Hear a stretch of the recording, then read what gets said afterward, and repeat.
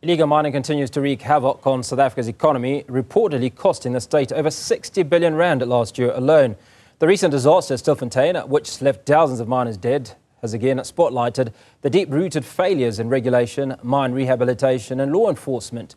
Lawyer Yasmin Omar from the Society for the Protection of our Constitution joins us now to unpack the legal and constitutional dimensions of this crisis.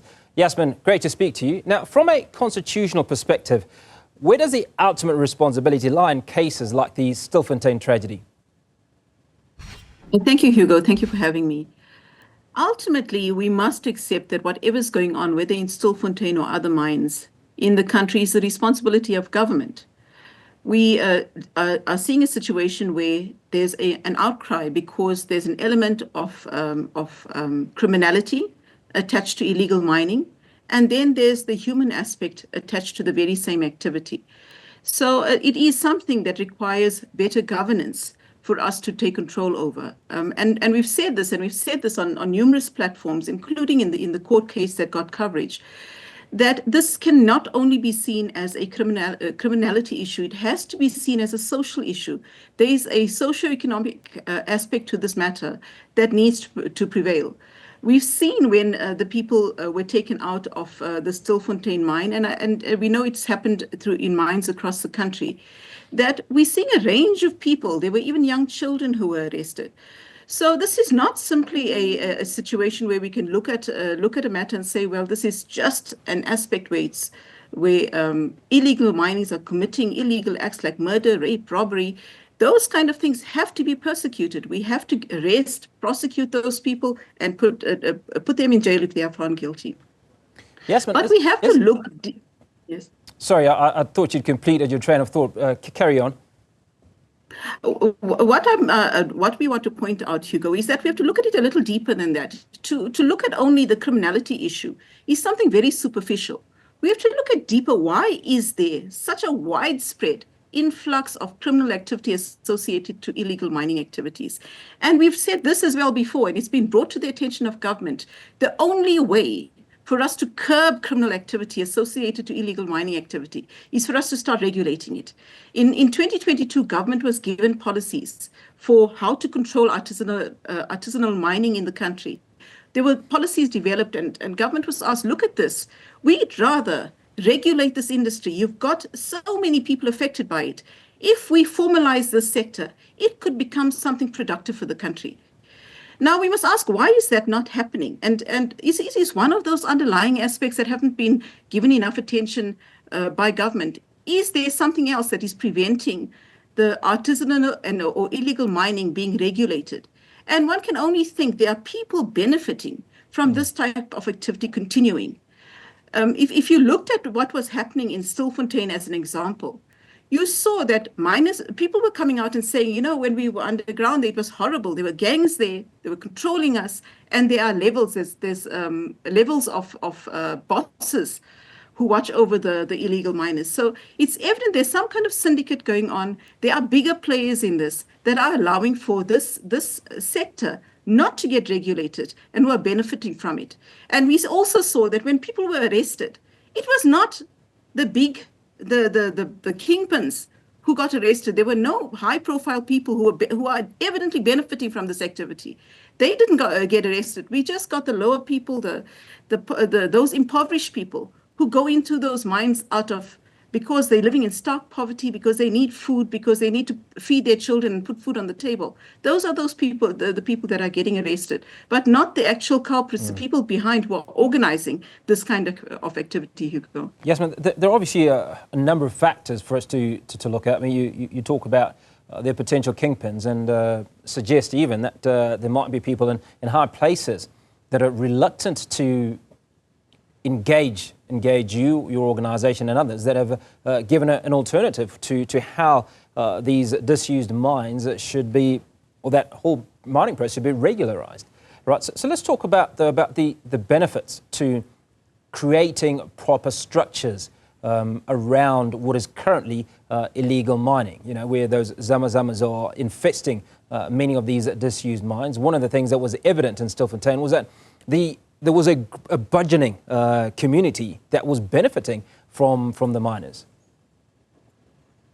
Yes, look, the mining structures throughout history in South Africa have always been structures that have been directly impacting on communities. So we in the past, in the apartheid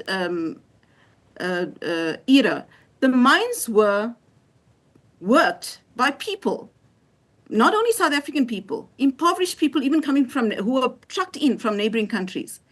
So the mines have always been operated through using our local people, our people in our neighboring countries, the poor. And that is still what is happening. In the past, we've had it controlled by government. The mines, we did not have this problem because government was so tightly controlling the mines that we didn't have this kind of illegal mining activity happening. And you ask why? Why did it work then and it's not working now? It is because there were measures of control. Now we've got a situation where there are laws telling government how mines should be closed up when mining activity is finished, but that's not happening. And in all the publications that we've seen, in all the outcry that's been given about this matter, you will notice that it is only an outcry about we need to get rid of zama-zamas. They are bad for the communities. They are bringing illegal activities into the communities. But we don't ask, not once, why is government not putting in place the checks and balances provided in the Act?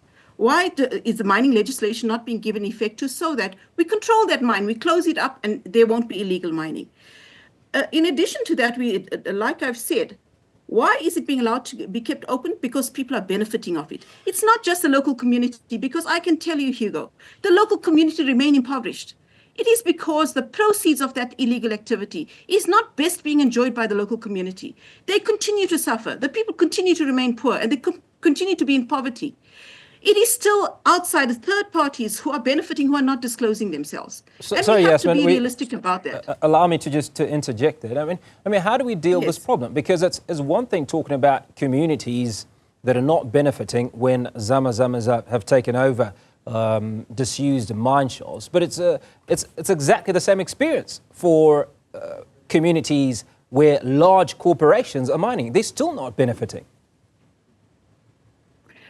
This is why we say if you've got this potential sector that can become beneficial to the community, formalize it so that we ensure that communities in that area are given that kind of benefit, that they benefit something from it. Without these structures, without us regulating it, we're going to have a situation where all the community is going to see is what is being told to them. What the Minister of Police is saying, we need to clamp down on illegal mining. Illegal miners are bad news. What we're doing is we're vilifying just the miners. And it's not. I agree. It's not benefiting our local communities to have formal mining carried out lawfully. But whose fault is that? It is because the mining legislation is not being given effect to. Hugo, it is a given that when mines begin operation in local communities, they have to do a social and labor plan that indicates to government what we are going to do to improve the local community. And, it is a very select few instances where this was ever really put into operation. To the largest degree, the mines do not give back to the community. So it is not to say that we can look at the two of them and say, well, it's the same thing, so let's leave it alone. What is happening with the illegal mining sector is there are arrests, there are prosecutions following, people are being taken underground. There's no regulation of who goes underground. Children are being taken underground. Children are being bussed in from neighboring countries and taken underground. So long as there is no regulation of this, there's going to be continuous human rights violations. Children are going to be tortured underground. And we can't allow that to happen. This is exactly what the highlight on the Stilfontein issue was about. Now, what are the legal options to compel private mine owners to take responsibility for environmental degradation and loss of life? As people in our country, we are affected by this. We have an obligation to ensure that our constitution is given effect to. And it is not just a problem that government can look to addressing. People as well. This is how the society went to court and say, look, something is happening. People are dying underground, and brought to the attention of the world something horrible that was happening in Stilfontein. In a similar way, government must listen to what is happening and pay attention to the needs of its people. And private citizens, private companies must also step up and ensure that this kind of activity doesn't continue, and that we hold government and mining companies accountable for what is going on those mines. Yasmin, that's where we'll leave that conversation. Appreciate your time this afternoon. Yasmin Omar, lawyer for the Society for the Protection of our Constitution, speaking about the lack of political will to deal with issues around illegal mining and the potential that it has to create employment.